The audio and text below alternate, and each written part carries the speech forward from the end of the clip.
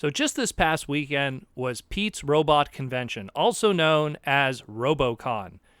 Pete's Robot Convention, aka Robocon, is run by Pete Sinclair, who was one of the original head brains of BotCon back in the day. And Pete is pretty much broken away because BotCon really doesn't exist anymore.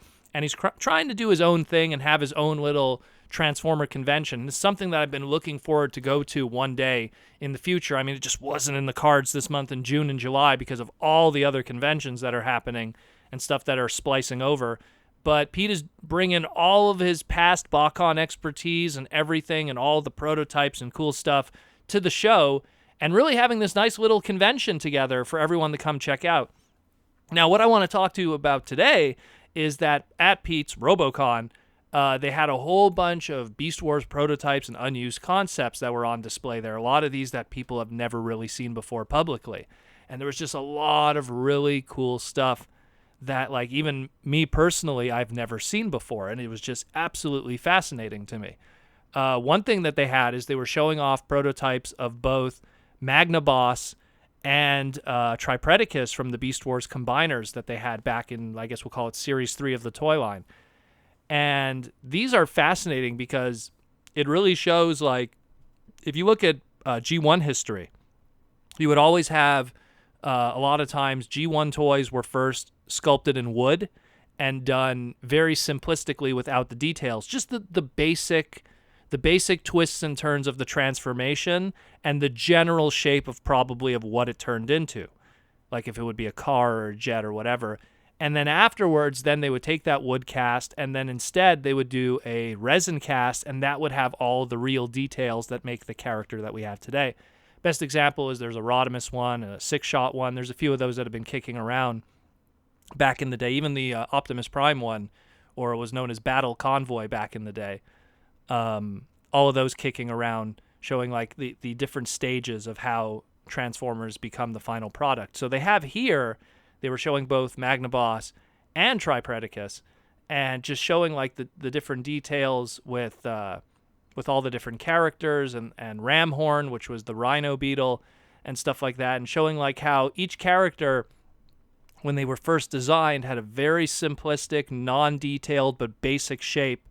And then as the evolution progresses, those small details are put in, and then we have the final shape of the product. Especially with C-Clamp. C-Clamp's another good one, where that was a character that, if you own C-Clamp from Tripredacus, you know, he has a lot of molded detail on, you know, his, I guess we'll call it his lobster form.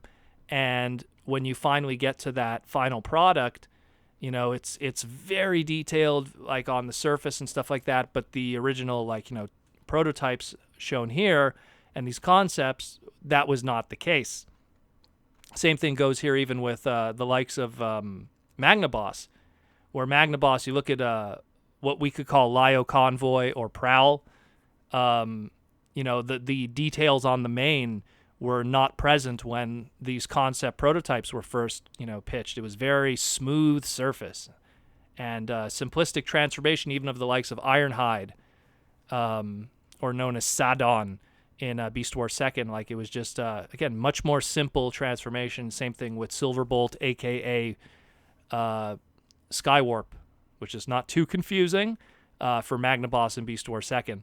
So all the little detail, and it's fascinating to look at these because it really shows just how much has changed throughout the years in terms of those mild details and stuff like that. Another one that also was fascinating, was making a lot of people raise eyebrows, was what they dub as Beast Wars Maximal-X, on a play to Autobot-X, where it's this, it looks like they just took a whole bunch of different past Beast Wars toys and kind of hobbled them together to make this one, like, kind of prototype. It has, like, Inferno's head, the first release of Cheetor's legs, the hands from, I want to say it was one of the members of Tripredacus. It looks very similar to that. And then this unique kind of torso and everything. And the explanation for that, according to Pete Sinclair, is that what this was they were playing with the idea of having beast characters where when they transform, they hide the limbs and they hide, like, you know, all the pieces and the parts of the robot mode properly, and it would really tuck in inside the body. and then it would all be then covered with a rubber kind of like, I guess you could call it almost like a pretender shell, but a rubber thing that you would slip over it. And obviously it's not really shown properly here, but that's kind of the explanation of what was going on. Again, that's part of the reason why this didn't really get very far in the design stage, because it probably didn't make much sense.